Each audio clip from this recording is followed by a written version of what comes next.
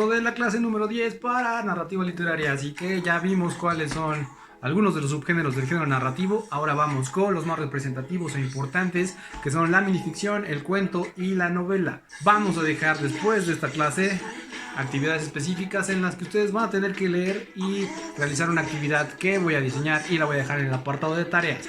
Pero ahorita vamos a la clase de subgéneros narrativos. Cambio, corte, no, corte.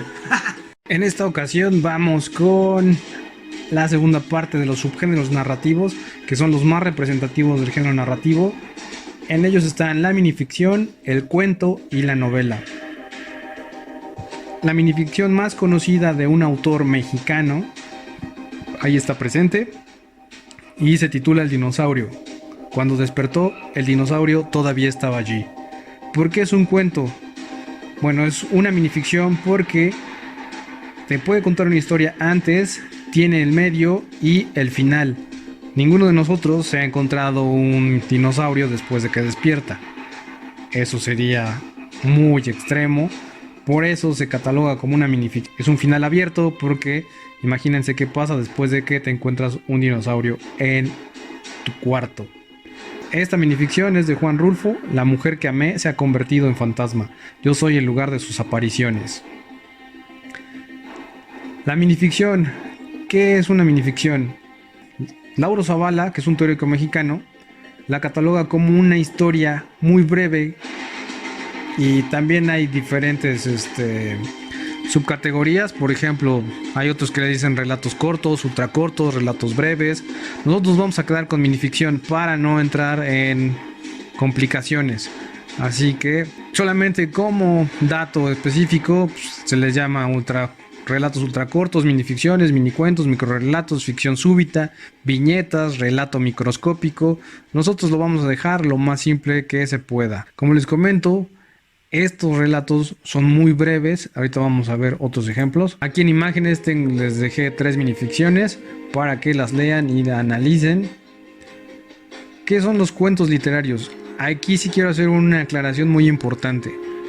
Siempre que entramos a clase de cuento, me dicen que si les voy a leer sobre la Caperucita Roja, sobre cochinitos y todos esos son cuentos infantiles. En esta materia vamos a ver lo que es el cuento literario. Vamos a analizar sus elementos. Vamos a leer de autores reconocidos. Personalmente me gusta escribir cuento literario. Tal vez, ya dependiendo de las clases, veremos si leemos alguna de mis obras. Si no, pues leeremos a excelentes autores. ¿Cuáles son las características? Son cuentos para adultos y te cuentan anécdotas o relatos de sus experiencias vividas. Vamos a ver cuáles son los tipos y características de cada uno de estos relatos. Como todos los subgéneros que pertenecen al género narrativo, va a estar presente la figura del narrador. Te va a estar contando una historia. Puede ser de manera lineal, es decir, de principio, medio, nudo y desenlace, o puede ser de manera totalmente caótica. Puede comenzar desde el principio, regresar al final y contarte el medio para ya después terminar la historia. O puede contarte la historia al revés, de atrás, desde el final hacia el comienzo. No hay una receta, pues el autor puede escribir como se le antoje su historia. Obviamente te va a tener que estar contando hechos que suceden, y quienes van a llevarlo a cabo son los personajes de este cuento. Los personajes en los cuentos son pocos. Existe el personaje, el protagonista, que es el héroe de la historia, el antagonista, que va a ser el malo, o el que se va a oponer como tal a que el protagonista alcance sus metas, y los personajes secundarios, que son los que les ayudan a tanto el antagonista como el protagonista. Los personajes de relleno o extras son los que ya nada más van a dar ambiente a la historia. Obviamente, si es género narrativo, está escrito en prosa. ¿Cuál es la diferencia entre prosa y verso? Prosa es tal cual y como estoy hablando. El verso tiene rima y se divide en ya lo vimos, en estrofas, las cuales se pueden analizar métricamente. ¿Cuáles van a ser las voces narrativas? Están en primera, segunda y tercera persona. La primera voz narrativa es el yo. Yo voy a contar mi historia desde mi punto de vista. La segunda es el tú. Por ejemplo, el libro de Aura de Carlos Fuentes está escrito en esta voz narrativa. Después veremos y analizaremos uno por uno las diferentes voces narrativas. El que más abunda es en tercera persona, porque es él el que te va a contar. Te va a contar desde su perspectiva lo que está sucediendo. Y existe la voz de el narrador omnisciente, que es en tercera persona. Ese narrador es Dios. ¿Por qué? Porque lo sabe todo y conoce hasta los pensamientos de los personajes. ¿Qué tipos de cuentos existen? Existen los cuentos fantásticos, que obviamente te van a contar un mundo irreal en el cual van a interactuar criaturas mágicas, con poderes sobrenaturales o que pueden realizar proezas que ningún humano puede realizar. Los cuentos realistas son los que se van a apegar a la realidad y te van a contar un mundo en el cual no se pueden transgredir las leyes de la física ni ninguna ley que nosotros los seres humanos podamos transgredir, como a diferencia de los cuentos fantásticos. En los cuentos de terror, obviamente, como dice el título, el autor va a tratar de generar en su lector esas sensaciones de miedo, de angustia. Los cuentos de ciencia ficción van a estar mezclando la tecnología y la ciencia con un futuro que podría ser cercano o tal vez posible, por lo cual te van a contar historias de sucesos que aún no han pasado en esta realidad. Policiales te van a estar contando cómo es que un detective intenta solucionar un crimen que se ha cometido. Es parecido a los capítulos de CSI, nada más que obviamente te lo va a estar contando un autor desde la perspectiva de su personaje o protagonista. En este caso, Edgar Allan Poe es uno de los mejores escritores de cuento policíaco. Los cuentos satíricos o cómicos son en los que te van a estar contando situaciones divertidas, ridículas o disparatadas, y nada más su finalidad es para que el lector pueda reírse o pasar un buen rato. Los cuentos eróticos son los que van a estar relatando temáticas románticas e íntimas. Especialmente se van a vincular con la sexualidad. Importante, estos cuentos son la descripción artística de una relación sexual. No hace pornografía, porque algunos de ustedes piensan que cuando se menciona la palabra erótico estamos hablando de vil pornografía, lo cual no es. Lo erótico tiene que ver con lo artístico. ¿Cuáles son los elementos más importantes de un cuento? Como les había comentado, el narrador. Siempre en el género narrativo va a estar presente la voz narrativa, va a estar presente un narrador que te va a estar contando desde su perspectiva y desde su posición lo que está sucediendo. Puede ser un narrador omnisciente, como aquí lo menciona esta palabra, narrador omnisciente, que es el que lo sabe todo, lo ve todo y les digo es Dios, en la narración obviamente. O puede ser un narrador protagonista. Te va a estar contando desde su perspectiva qué es lo que le sucedió. Los personajes, seres ficticios, ya como lo habíamos comentado antes de entrar, el protagonista va a ser el héroe, el antagonista es el que se va a oponer. Los personajes secundarios son los que ayudan tanto al antagonista como al protagonista, y los extra pues son los que están ahí nada más de relleno. Por ejemplo, y siempre utilizo este ejemplo porque es mucho más cercano a ustedes. Les digo que si ustedes estuvieran contando su historia, serían un narrador protagonista. ¿Quién sería el personaje principal? Ustedes serían el héroe de su historia.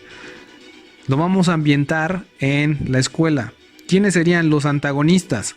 Pues los maestros.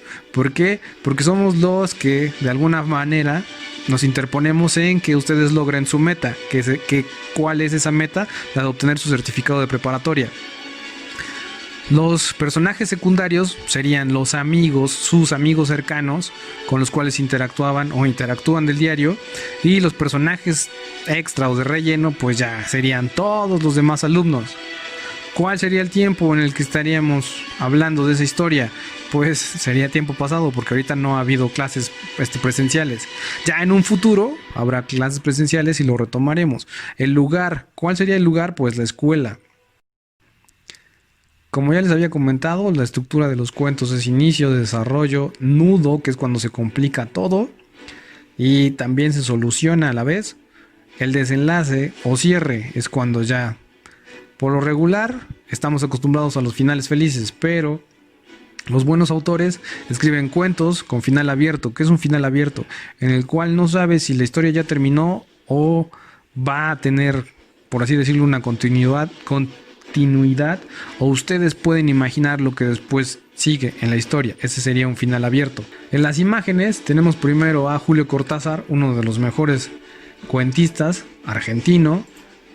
Después está Ray Bradbury. Para los que estuvieron conmigo el año pasado, leímos La Guadaña, un cuento excelente de este autor. Bernardo Esquinca, también leímos A donde voy siempre es de noche, y tiene 3 antologías, tiene varias antologías de cuentos. Edgar Allan Poe, el maestro del cuento policíaco y de misterio y de terror, es un autor norteamericano. Ahora vamos con la gran obra, porque vamos de lo pequeño a lo más extenso. En la minificción dijimos que es un mini cuento. El cuento ya es un poco más extenso, maneja más personajes, más tiempo. La novela va a ser el género literario en el cual van a interactuar más personajes, es más extensa, cuenta más historias, más acciones, interactúan muchos personajes y puede avanzar demasiado en el tiempo. La novela que instauró los cánones en la literatura española fue Don Quijote de la Mancha, de Miguel de Cervantes Saavedra. ¿Por qué? Porque la novela, antes de que llegara esta obra, se escribía sobre la novela de caballería. Miguel de Cervantes Saavedra se burló de esa novela e instauró un nuevo género, nuevo subgénero en la novela con la llegada de El Quijote de la Mancha, que igual que los cuentos también existen casi la misma categoría de las novelas. Lo que les digo, los cuentos son como el hermanito menor de la novela. Bien, algunas de las características de la novela que diferencian a la novela del cuento es que el tiempo de su narración es más extenso, interactúan mayor número de personajes, te va a estar contando muchas más acciones, aparecen los diálogos, también en los cuentos aparecen los diálogos. ¿Qué son los diálogos? Son cómo los personajes se van a estar expresando, y así como nosotros hablamos con las diferentes personas, los personajes de los cuentos o novelas también se expresan mediante diálogos. La novela va a estar ambientada en muchos más lugares y locaciones o ubicaciones, por lo cual va a estar manejando diversos ambientes. Eso sería de manera general. Vamos a ir analizando en clases posteriores, vamos a ir analizando uno por uno y vamos a retomar sus características, los tipos de narrador. Vamos a ir analizando mucho más a fondo su estructura y todas las características que definen a cada uno de estos subgéneros del género narrativo. Recuerden, comenzamos con minificción, que es un relato breve donde aparecen pocos personajes y casi es como si te telegrafiaran un cuento. El cuento es más extenso que la minificción, aparecen más personajes, tienen una estructura que es inicio, desarrollo, nudo o complicación y el desenlace.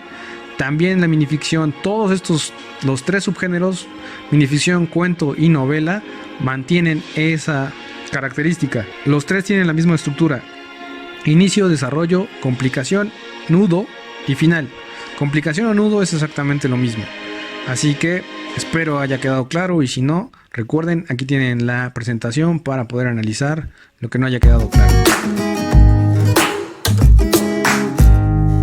Y como conclusión de la clase número 10, ya saben que estos 3 elementos, ya saben que estos 3, la minificción, el cuento y la novela, son los más representativos del género literario narrativo, son los más representativos.